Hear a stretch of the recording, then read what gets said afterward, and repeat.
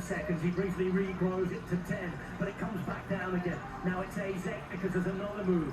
Bont is giving his all here, and he's being followed, watched by Derek G all the way. There's still 4Ks to go, they can see him, they can watch him, and Movistar go on the attack again.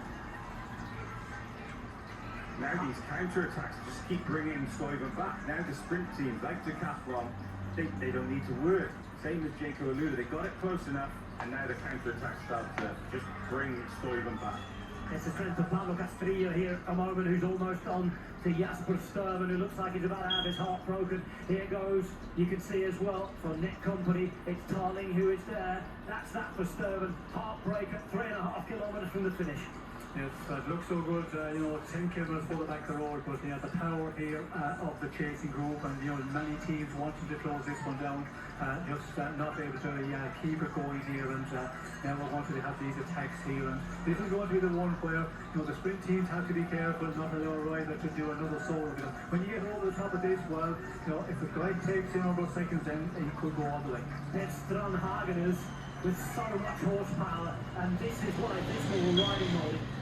Yeah, it was all for the young Norwegian setting up for this. We saw Campenaerts committing everything.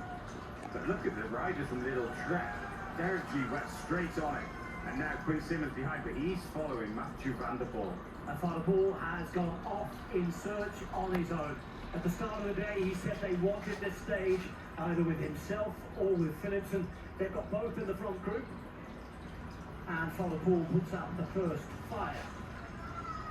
We can see Mads Pedersen there just struggling to follow the first 5 or 6 riders as Van der Poel here just goes. Is he going for the attack? Oh no, he's short of his gap, and Quinn Simmons we can see putting in a big dig here. This is what Simmons do not need to do. He needs just to calm it a little bit, get Pedersen over this, and hopefully he can do some of the sprint, but he's going to have a difficult one because we can see Van der Poel, he is looking good here.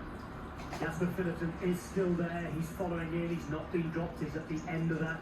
Mohoric in there as well. And look at Mathieu van der Poel, he looks around, he just keeps the pace moving, but not really fast. He just wants to get over this climb and get Philipsen to the finish here, and we can see here he's starting to struggle maybe a bit as well, and it's all over the place here now. There's not a team, but Little Trek are still doing a good job. G here just continue on to keep this pace real high, and now we can see they're lining up for this sprint. Nico Dents has got to the front there, and it's now G who's keeping the pace up. Coy moves up on the right hand side, he's survived things as well. Tiesj in to look after him as they follow the winner. Jai Hindley somehow found himself in this group as well. Hagen is there at the back after his move. Group has been reduced from just over 40 riders to just over 20, knocking on maybe for 30. And Coy now dropped off towards the front by Tiesj as they come around the corner. It's Derek G who keeps the pace up to try and stop the attacks with 1.5 kilometres to go. Hubarts is there, look out for the red jerseys. He's been positioned by Jörg Zimmermann, former national champion of Germany. 1.4 kilometres to go. Molly, it looks like we're going to do a sprint. Yeah, this is now a sprint, but Olaf Coy, quite quiet. Tiesj just put him into place.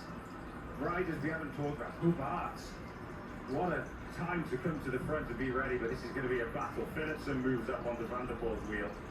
Yes, we can see Van der Poel there. He's in the position with Philipsen in the wheel, and he just slipped back there, got together with Philipsen and just try and position him here. Starting on the attack again as we go into the final kilometre, trying to pull off a late last-ditch move, just like we saw Alex Segard in the Giro d'Italia. Zimmermann moves back as he